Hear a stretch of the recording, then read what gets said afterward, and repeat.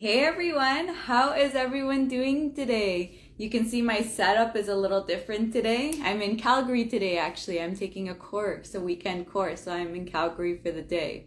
So it's 2 o'clock here. So I just want to welcome everyone to Transformation Time. Every Thursday, I host an episode of either Transformation Time or Behind the Scenes. My name is Diana Lizarazo, and today's guest speaker is Jayden Haywood. On Transformation Time, our guest speakers will be sharing their personal development journeys and the mindset shifts they've gone through to get to where they are now. And we'll also get to hear about what they're doing now to get to those big goals that they have for the future. So I can see that Jayden's on. Just give me a second. And before I do that, so I always forget. But if any of you want to come on, send me a DM and we can schedule something and we can definitely get you guys on here for either Transformation Time or Behind the Scenes. Okay, let's get Jayden on.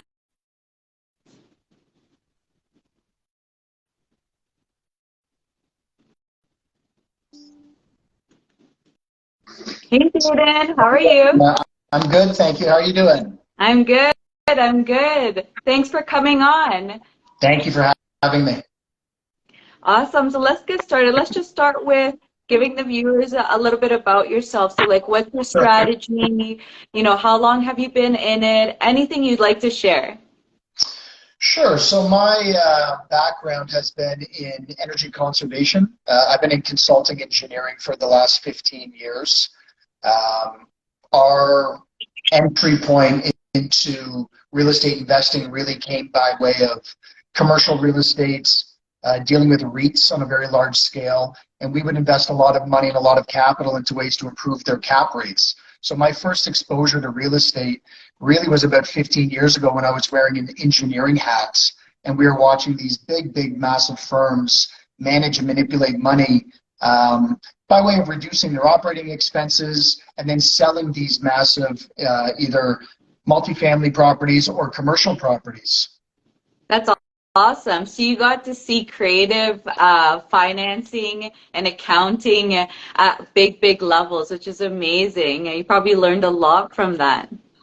Yeah, I mean, like it was intimidating because we were dealing with billion-dollar REITs and we were young kids on the block. And 15 years ago, our entry point into the market was selling LEDs, and we were selling building automation systems and control systems to like Oxford Properties, Allied, so some of the big names downtown. Brookfield, Tridel was a big client of ours. So I think just by virtue of having that exposure, we started to realize how property valuations could be either increased or decreased, how they were leveraging money, how they were borrowing money, how they were acquiring these new assets. So I think that was a really big interest point for me. And that's kind of how I got involved in my real estate journey. That's amazing. That's great to hear. And that's awesome actually because you already went into the very first question actually. It was your journey. So that's amazing. So in that learning experience, how long did it take you to get to your first property, to start purchasing your first property? Yeah, so we started our companies in the midst of the housing crisis in 2008. So it was very hard to get a job. My business partners and I were fresh out of university, and we just started to start this company. We started to make some money and enough money to like support our lifestyle. So as soon as we started to acquire more money than what we needed, we were really attracted to the asset class of real estate.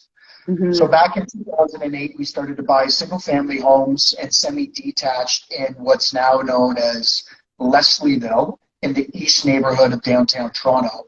So it was just kind of a coincidence that we made smart real estate moves. We weren't really looking to make money in real estate. We were just looking for safe places to put our money in real estate. So we bought our first properties back in 2011, 2012. And how was that? Like what were your first learning experiences or kind of insights that you had getting into it? And did it bring out a lot of fears? Yeah, it was terrifying. It was terrifying. I think it's always like that for everyone. The first few are always just like, oh my God, what am I doing? Yeah, I remember a funny story. So I was living with my parents at the time. A funny story is that I had gone home after buying my first house, and my mom and my dad had guests over that night, and they said, and they knew that I was in a bidding war for one of these properties, and they said, "Oh, did you get the house? Did you get the house?" And I lied to both of them, and I said, "No, I didn't." And I went up to my room, and I was almost sick to my stomach because I was convinced that I had paid way too much for this house. I think I bought my first house for $430,000 in Leslieville, and I was just sick to my stomach. I was convinced that I overpaid for it. All the doom and gloom news was, you don't buy real estate, real estate's going to crash. So yeah, it was not an enjoyable experience. There was a bidding war, and I just remember like going back to my car after finding out that I bought my first house and just instantly regretting it. That's so all of us, right? I feel like you're exactly the same thing happened to me. It's just like, oh my God, this is the worst decision ever. I've, like you said, like I've overpaid because, yeah, especially I think the last 10 years have just been always think increasing so much. I mean, we've had some downs, but in the general, like 10 years, it's just always been very, like going up. Yeah, and when I had purchased, I think it was December of 2012, and then we went on a crazy bull run for 2013, 2014, 2015, 2016. So Mm. it felt like one of the biggest financial mistakes of my life turned out to, I accidentally fell backwards into what then became, what has now become like one of the better real estate moves that I've ever made. That's amazing. Are you talking about the first house or you're talking about another, like a different project? No, the very first house. Oh, I the mean, the very very first house. first one. Yeah, yeah. Yeah, it was just, Yeah, it's funny how we all think it's a mistake. I like that. Like, I don't know, it's like as soon as you get the keys, it's like reality hits and you just think, yeah, exactly what you're saying, right? You think like you've paid too much, and you don't know what you're doing. Like every single thought in your mind comes through. yeah, I remember my first course of action was calling one of my best friends at the time and asking if he wanted to move in with me because I couldn't even afford my mortgage.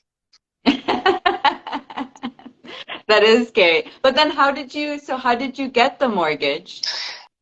I had a co-signer, of course, my dad. Growing up in Unionville, we were, I'd say like upper middle class. So we were very, very fortunate to have parents that could co-sign.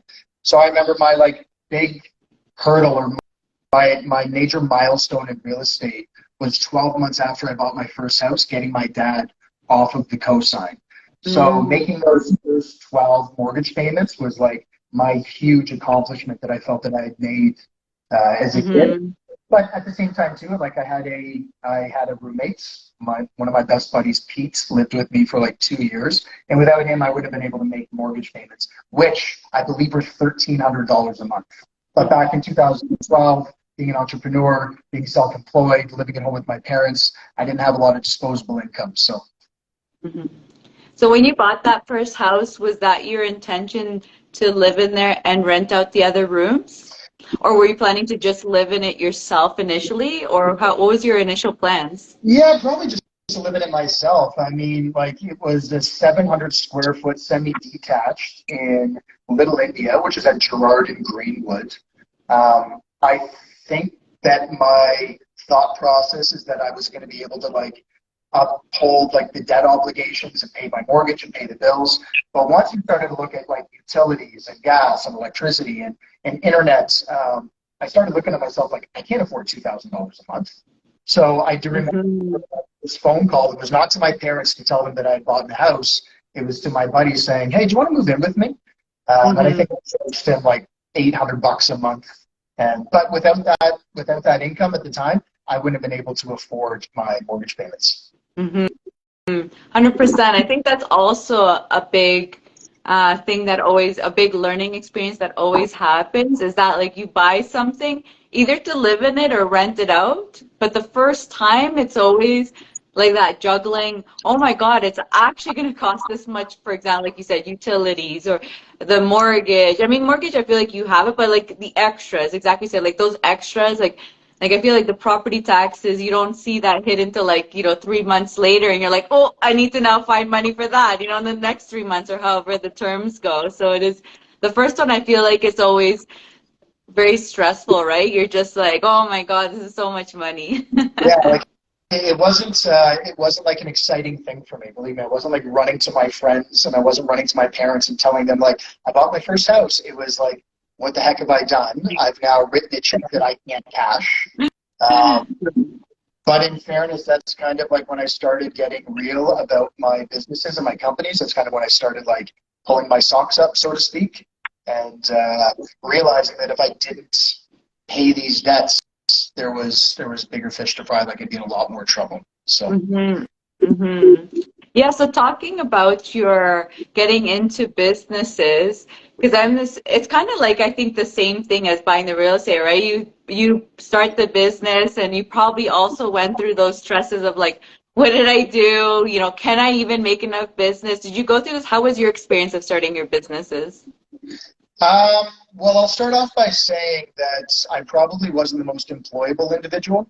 So my first course of action was like trying to get my friends that did have jobs to quit their jobs. I wasn't a stellar student in college or university. I wasn't a stellar student in high school. So again, it was one of these leaps of faith that I took from my parents' basement. I remember like having to use my mom's landline to make outgoing business calls. We started just calling companies from the yellow pages and trying to sell LED lighting solutions. As an entrepreneur, I think you kind of sometimes have to have a stomach that can face rejection, especially given like the outgoing face of the company. So like I did a lot of like outgoing sales. I did a lot of door knocking back in the day. I used to walk up and down Yonge Street and walk in and out of businesses. And like rejection is a big part of being an entrepreneur. Self-doubt is a big part of being an entrepreneur. Rejection from, judgment from your friends. I'm very, very blessed to have very, very good friends and a social network around me. But, you grow up kind of always having this seed of doubt in your stomach. Is it going to work? Is it not going to work? Mm-hmm. So I think the same thing happens with real estate. Like I was really reading a real estate article today where somebody pulled out of a real estate deal because when they went home and told their parents about it, everybody said, no, this is a really, really bad time to buy. They second guessed themselves and they pulled out of a pre-construction deal only to find out that, they had made a mistake by withdrawing. So I think real estate and buying your first real estate deal and being an entrepreneur go hand in hand. I think you have to trust the process. I think you need to be able to trust yourself. And for every person that supports you, there's going to be, a handful of people that say you should have done this. This isn't the right move, right? So. 100%. And usually the people that are saying it are probably people that don't actually even have the experience in that area, and they're advising you too, which is probably better to try to find the right kind of people if you're going to take someone's advice, making sure that they actually have the experience in what you're doing. But I'm curious, so what's your definition of an entrepreneur? Like, what would you categorize as an entrepreneur? For myself, it's somebody that doesn't rely on a paycheck from somebody else. I have never, unless you're going to go back to my high school days, I've never had like that security blanket of a job. I've never had a steady income. I think an entrepreneur is somebody that goes out and blazes their own trail, somebody that tries to find innovative new ways to make money. My greatest strength has been convincing those around me that the ideas that we have are good ideas. My greatest strength has been convincing my business partners to quit their full-time jobs that have benefits and security and bring them on with me. So I don't know. I think that my definition of an entrepreneur is somebody that's willing to go out and try it for themselves, certainly fail, and somebody that can tread water long enough until they can kind of support their own mass. 100%. Completely agree. I think the same thing. It's about like being able to adapt to the environment, which is like basically what you were saying. You know, it's like that, like you deal with the failures, but that really brings a lot of self-awareness to yourself because you're having to change to fix or figure out why did it fail, to pick yourself up to again, like try again, and just kind of like adapting and figuring out kind of as you go. Yeah, it's I mentioned this earlier on. It's a lot of self-doubt. I think that you need to have a strong stomach because there's a lot of sleepless and restless nights. There's a lot of nights, especially when you go to start taking on debt, especially when being an entrepreneur and buying real estate meet for the first time. It's one thing to be an entrepreneur. It's one thing to kind of be operating out of your parents' basement. It's quite another to take on a massive debt with a major bank and risk your credit score and risk going bankrupt and risk all the downfalls that could potentially come with not making mortgage payments, right? So I think everybody falls on their face, which is totally fine. I'm sure that I've had business ventures that have gone belly up and that have not made money, which is completely fine. But having to foreclose on a property is a completely different can of worms. Being financially bankrupt or having to default on mortgage payments, that adds another level of complexity, risk for sure. 100%. And so being an entrepreneur, or because it sounds like real estate, it was like you said, you stumbled upon it, so you didn't have family influence for that, it sounds like. But did you have family influence for entrepreneurship, or what even got you thinking about, for example, like that you're not employable and that you are wanting to do your own thing? So my dad was an entrepreneur. When I mentioned that I wasn't employable, like I wasn't like the best student growing up. I didn't have the best grades. I kind of got into a little bit of trouble in school. So I just never thought that I was going to be at the front runner for a major employer to say, you know what, we'd love to have Jayden come work with us. So I kind of was in a situation, I felt like I was kind of backed into a corner at an earlier age in life where I'm like, I'm going to have to go out and make money on my own regardless. But my father was a great mentor. He was a great teacher. He was an entrepreneur. And I should mention that, like, my dad seemed to have this similar real estate mantra that I've always had, which is acquire properties. I've never sold real estate, which is a blessing so far. My dad never really sold real estate either, so I'm pretty sure he still has the first house that I was born in. So he kind of left these breadcrumbs of success for me to follow, and he kind of left these footprints that I was able to follow pretty easy. He was always like an open ear for me. I had a great support system. So whether it be it my friends or whether it be it my parents, I definitely had a path to follow. Like I didn't do it completely on my own. So having an entrepreneur as a father was a big, big help for me. 100%. Yeah, it's definitely helps to, if it's family, I mean, it's amazing because like you said, it's just like it's already in there and it makes it so much easier because you're in that atmosphere already. But or be it for other people who don't, like having those people that just understand, know it, and can support you, it is so pivotal to being able to succeed in real estate and entrepreneurship. So with that, so you had your LED business.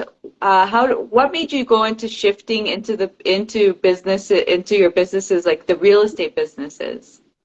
Yeah, like the shift into real estate was just the next progression, I think. Having worked with all these real estate investment trusts, having kind of been a player that added value to real estate but never really benefited from it.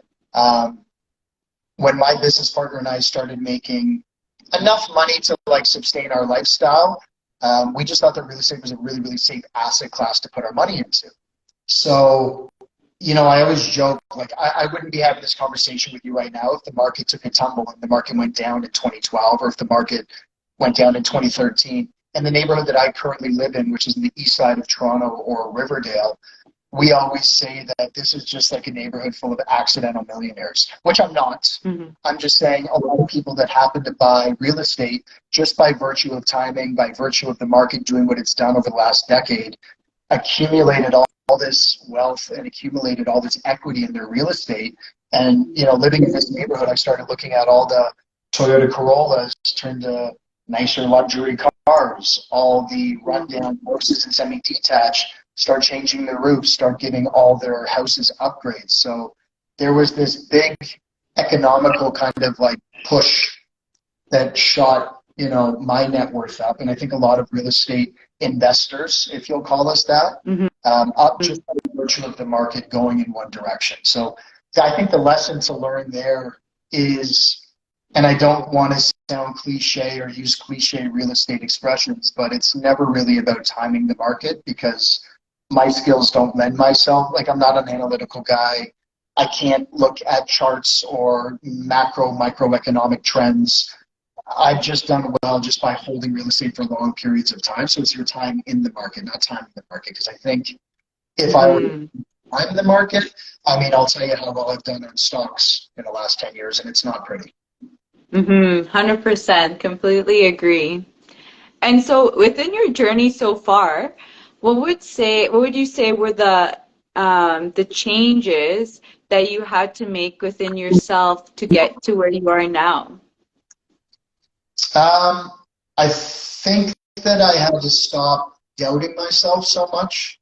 I grew up for like the first 20 years of my life really doubting myself, and even as like an entrepreneur, our first 2 years were spent like in my parents' basement. So we didn't want to take on any debt.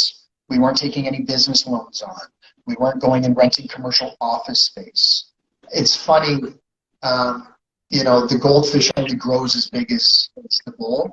So when we started taking bigger risk, when our risk appetite started increasing and we started spending money on employees and staff and office space, we started doing better. I think that there's that feeling where it's like sink or swim. So with my real estate ventures, we did the exact same thing. We started buying a bunch of pre-construction condos back in 2013, 2014. And I think it was easy for us to put the 5% down or whatever that deposit structure was at the time. But as you start to look at all the money that is due in a 100-day window or 120-day window, that's kind of the fire that you need fueling underneath you. That's kind of when you're like, okay, well, it's time to pull up the socks right now because there's a lot of money that we owe.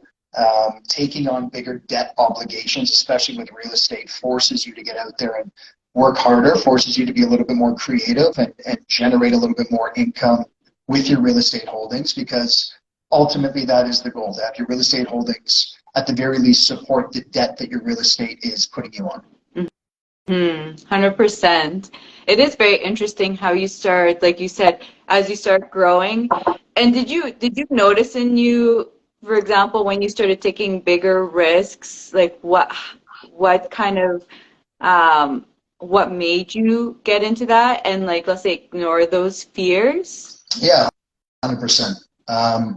The bigger the risks that we've taken on inherently, it just seems as though the team that we've created around us, maybe our own internal fire, seems to grow bigger as well. So we kind of integrating this into like my real estate journey. When we started buying detached homes in Leslieville, $300,000. I think the point I was trying to make is the bigger the risk that we've taken and the bigger risk that we decide to take on as people, you'll usually find that inner strength kind of comes from within, and you'll rise to the occasion. So I think the analogy that I was making was in 2017, 2018, when we were going out and buying detached homes in the same neighborhood, they were no longer $300,000. They were no longer $400,000. They were $1 million. And obviously, the risk becomes inherently larger. The debt obligation becomes inherently more scary. But you'll find that, I mean, we have found that we've been able to rise to the occasion, and it's been a very, very fun and exciting journey taking that leap of faith. Kind of, you know, we were buying during the middle of COVID. We didn't know what was going to happen. And then interest rates rose, and then our payments went from $2,500 to $5,500. The majority of that was all interest payments. So, like, it's scary. And I think that if people are going to try to time the markets, and have that be their real estate mantra, I think that you're a lot more susceptible to these changes and influxes in the market. Whereas if people spend time in the market, and if you're confident in the asset class that you're buying in, and you're confident that it's going to be a long-term goal, because that's what real estate is, right? Like, let's not pull any punches. This is not crypto investing. This is not investing in Tesla. This is not a 6-month to a year investment strategy. Your time horizon has to be a much larger and longer time horizon. So if you buy with strong fundamentals in real estate, I promise you things will usually work out for the best over a long enough period of time. And I mean, like, who can tell you that they've lost in real estate over a 10-year time horizon? Very, very few people. 100%. Yeah, I completely agree with that. And it just, even within time, it gives you, if mistakes do happen, that time also just gives you the time to even figure it out. And because like you said, if you go, for example, like something short when you're flipping, like that can be very, very detrimental, right? Exactly, like you time the market, it doesn't go well, you end up flipping at a loss. That could be a huge loss. Whereas if you're, as you're saying, you're doing more long term, 100% agree. It's really a really good, because it helps you to at least, like that. Like if mistakes do happen, Yeah. you at least have that, like you said, time in the market to actually recoup and figure it out, problem solve, which is, I feel like, the theme, I feel like, of this is just like, really, it's about problem solving, finding solutions to everything that comes up. Yeah, funny, like a quick story about how river development came to be. My business partner, Paul, and I were originally going out and looking at 50-foot lots that we could sever and build these. You're seeing them pop up all over Toronto. The single-family home used to exist, and now these, developers are building 2 semis. And the business model can sometimes look like you're living in one semi and you sell the other, or you sell 2 semis.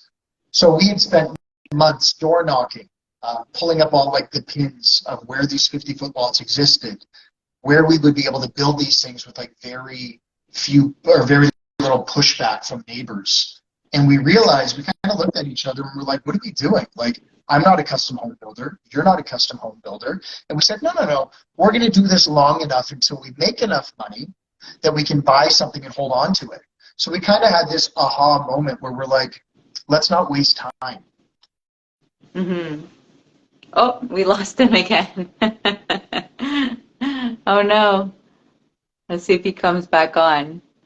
But yeah, I think even because we do flips, but I think especially what he says, I mean, obviously keeping them long term is amazing, but even just to start off as in real estate, the best way is always just to get into something and rent it out, because at least there you're learning like that. You're learning from the mistakes and you're staying in it for a long time. So you have time to, exactly what we're talking about, like find solutions, right, to whatever problems come up and be able to figure out how to get things done. I don't know if he's going to come back. I feel like this having issues here.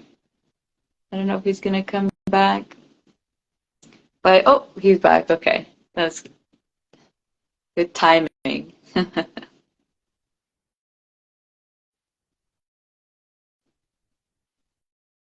Let me try again. I feel like, oh, there we go. Sorry, Okay. technical difficulties. Yeah. This is my first live. No. I've never done live before. Oh, no worries, no worries. So now that you've gone through everything you've gone through and you've had many learning experiences, what kind of things are you doing right now? What kind of changes are you doing right now in yourself to get to your big goals, like that 5-10 year goal? And feel free to also share what your 5-10 year goal is. Sure. Yeah. Reading. I'm reading. I'm watching a lot of podcasts. I'm listening to a lot of audiobooks. I'm engaging with people like you. I call you macro influencers, people that have an audience, listening. For the first time in 15 years, I'm now at the bottom of the totem pole. So I don't know the most of everybody sitting in the room. I have to sit here and I have to learn what other people have done. So I think I'm humbling myself and realizing that I don't know everything and that some of my real estate success has been accidental. I think that that's a learning experience for me. Where I am right now is partially a product of my work ethic, partially a product of my manifesting and goal-driven energy and staying focused. But a part of it is just by being fortunate enough to buy real estate in the city of Toronto. So I have to give some credence to that as well, right? So all to say, listening, spending more time listening and asking questions, not being the first person to walk into a room and tell everybody what I'm doing because I have the least amount of experience of everybody in that room. So that's a huge culture shift for me. Engaging with people and just genuinely wanting to learn about things that I don't know about. Mm-hmm. Yeah, that's amazing that that you could do a shift like that, because that is very huge for all of us, because like you said, you feel like an expert in your field and you know a lot, and then all of a sudden you move into something that's new, and then it's like going back to the start again and trying to learn everything, that you don't know, and trying to figure out what it is you need to learn. Yeah, I'm the new kid on the block right now. I'm back in junior high school again.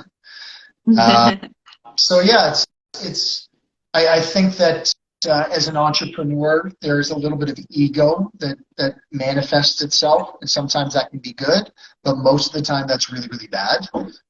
So I think putting my ego to the side and having a willingness to learn, and like I say, reading. I'm reading a lot of books from people that even have 10 years experience. Well, that's 10 years more than what I have too, right? So I think that is a big shift in mindset that is helping me and is going to continue to help me. Starting at the bottom of the totem pole and being okay to put your hand up in front of a whole room of people and saying, I don't know what that is. I don't understand that acronym. And it can be something as elementary or as basic as like a cap rate on a building. It took me forever to wrap my mind around how do I calculate a cap rate? But I would have either felt like an idiot forever if I never asked, or I put my hand up, I felt a little embarrassed because I didn't know the answer right then and there, and then I was able to grow from that experience. So just keeping an open mind, being okay with being at the starting pole position again. Starting from scratch. That's amazing. That's great. And what made you decide to make a shift and start from scratch? When? What made you decide to make the shift and start from scratch? Well, I mean, I've been in real estate accidentally, as I've mentioned. It was just a safe place for me to park money over the last decade or so. When COVID hit and they shut my operating businesses down and I was no longer able to go into the retirement homes and the multi-residential towers of downtown Toronto, I had to make a shift in order to provide for myself, my family. I had to find a way to make money again. So just by virtue of me getting kicked out of my existing industry and going into real estate, I had to make a shift. I was the new kid in the class. So that kind of forced me to be humble. That kind of forced me to learn things that I had never ever learned before. So it was more like I was forced into that, right? And I think anybody that's undergoing a career change, anybody that's trying to take on real estate investing for the first time, allow yourself some breathing room, allow yourself some patience in learning something for the first time. And don't expect that you're going to learn it all overnight, right? It's going to take years and years of experience, and we've made a lot of mistakes over the last 2 years. We've made a lot of mistakes, and I think that those mistakes have allowed us to learn and to grow from those mistakes. So it's a big part of the journey. Yeah, and I think one of the things that I was saying during COVID, because COVID was a very drastic change for everyone. Everyone had to, the ones that didn't adapt, they fell and didn't recover. The ones that are willing to adapt, it was like exactly what you're saying, you know, like, okay, pivot, you know, this isn't working anymore. Now what do I do? How do I, you know, get things done? And even I personally think that that is like a true entrepreneur is that, you know, it's like always pivoting and changing with the times. Like I feel like COVID was a more extreme version of it, but I mean, it's always happening, right? The economy is always changing and we're always having to adapt and change to what's happening. I just think COVID was like, I think like the true people that could handle it made it forward and figured it out. And a lot of people that were like couldn't handle it did definitely like crashed hard and just was like, I'm done. Whatever it is that they were doing was like, I'm done. I can't deal with the changes.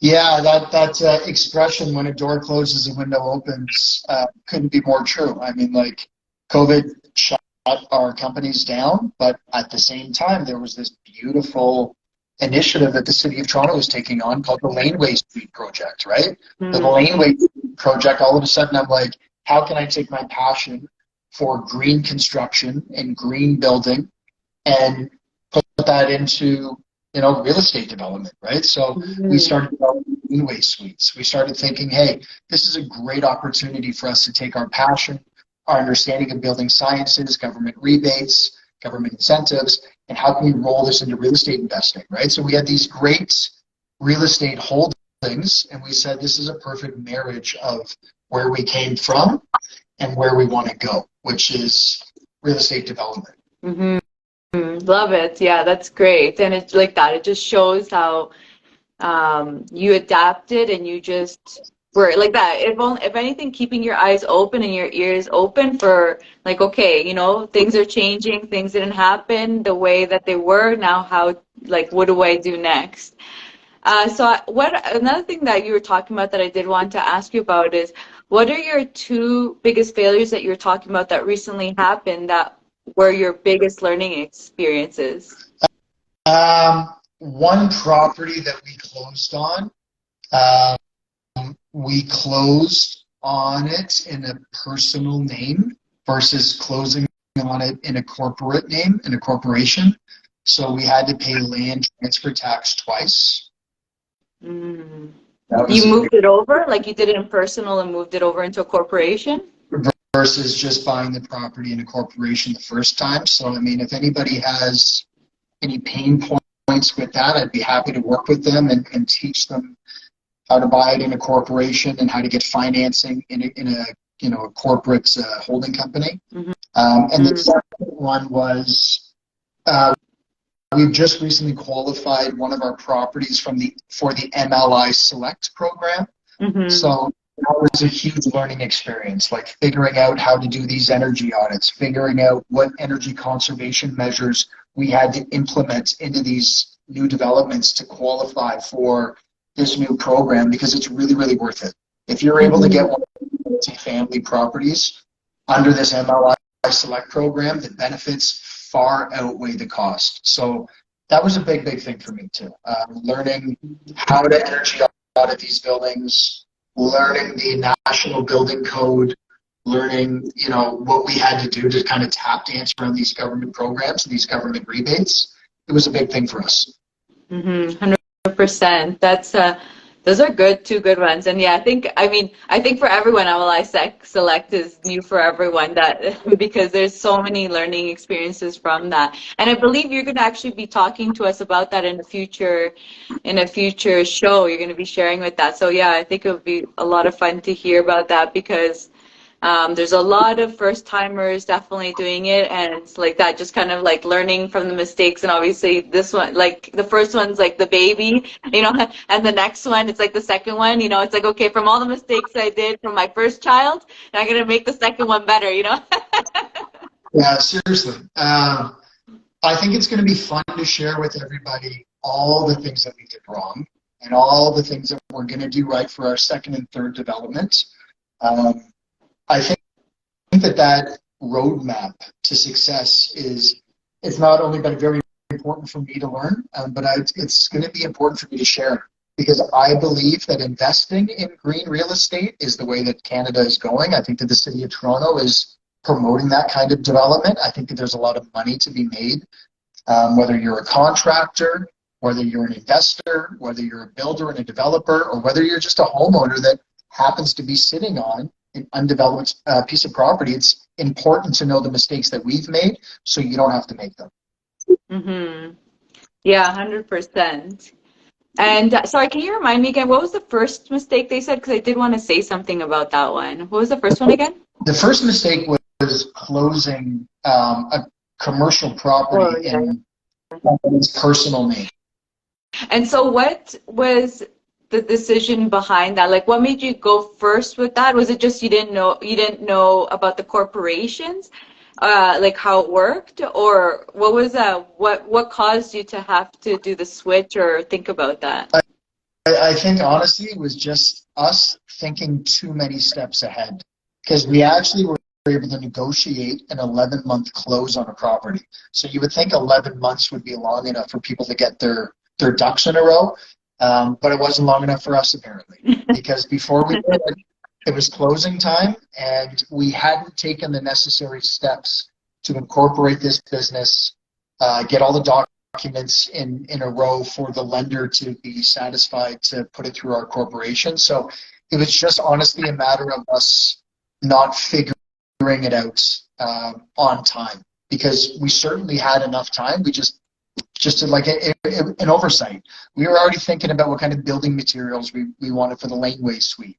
We were already thinking about like what our investor deck was going to look like, and we never really considered the tax ramifications of closing in somebody's personal name and closing it back in the corporation. So like learning beneficial ownership of real estate was a hard lesson that we had to learn, and it cost us a lot of money. Mm-hmm. But definitely a lesson that you've learned very well, because when those hurt, the ones that hurt the most, I feel like are the ones that you will never happen again because it hurts so much. Yeah, we'll never do that again. And then just like the energy audit stuff too, right? Like we were trying to qualify our building to be the highest energy rated building in Toronto at the time, right? So we're there now. We've now earned 100 points on the MLI Select program. So we're going to be one of the very first all-electric missing middle developments in Toronto. And that's really, really cool. That's a feather in our cap. But in order for us to get from the single-family home built in like the 1950s to this multiplex, all-electric, no greenhouse gas, no carbon, it's been a journey. It's been a struggle, and I'm excited to share the hurdles and the milestones that we were able to like jump over and then finally hit with your viewers and your listeners, because I think it is worth them knowing, and I think it's valuable too, because it should be able to help them avoid those obstacles that we had. 100%, yeah, and I think even like it'll be definitely great for the viewers, but I feel like it'll also be great for you to just, because when you're reviewing everything you've done, I feel like it also solidifies. Like I feel like that's one of the things I like about, let's say, teaching, is like when you're sharing your information, I feel like it helps you even just to kind of really understand your projects even more yourself too. Yeah, it kind of gets like your policies and procedures document out there in the open, and then you're hearing yourself say it, and then you're like, oh yeah, don't do this next time, don't do this next time. So exactly. Yeah. Love it. Any final words that you like to tell the viewers? Thank you for your patience. First of all, this is my first Instagram live, so thank you. I think like, listen, investing in real estate is a daunting task. I think that people simplify it too much, and if you have anybody saying that it's easy and that it comes without a pit in your stomach, then they were probably just one of the lucky ones that bought in 2015, and they're accidentally a real estate investor, because myself and all these other people would not have a whole lot to say if the markets had taken a tumble. We're very, very lucky to be in the city of Toronto. We're very lucky to be in a very advantageous market, but don't think that comes without risk. So yes, it takes risk. Yes, it takes courage, but there are rewards. And if I can tell anybody anything, plan for the long term. Plan for the long term. This is not a short-term game. Time in the market far trumps timing the market, right? This isn't a 100%. speculative investment. Try to find good things. Good things happen in good real estate is what I read somewhere. Good things happen in good real estate. So buy with that mantra. Buy looking at like the big macros that kind of support your decision, and I'm sure that you're gonna do fine in the long term.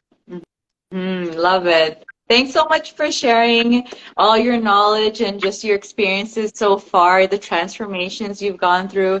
And so if you guys love what you heard, you can, I think you're connected on a different one. What's this one? This one's River what? River Developments is the name of it. River Developments. Yeah. Yeah. Or I'll tag both of them. Or Sure. Jayden.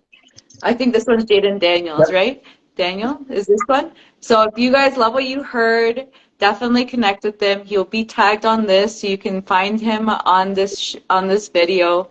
And if you guys love my shows, send me some likes. If you love our guests, send him some likes, because we all love to know how much you guys love what we're talking about. And follow me if you want to hear about the next episodes that we have going on. So thank you so much, Jayden, for coming on. It was so awesome to hear your story. Thanks for having me. Okay. Bye, everyone. Bye.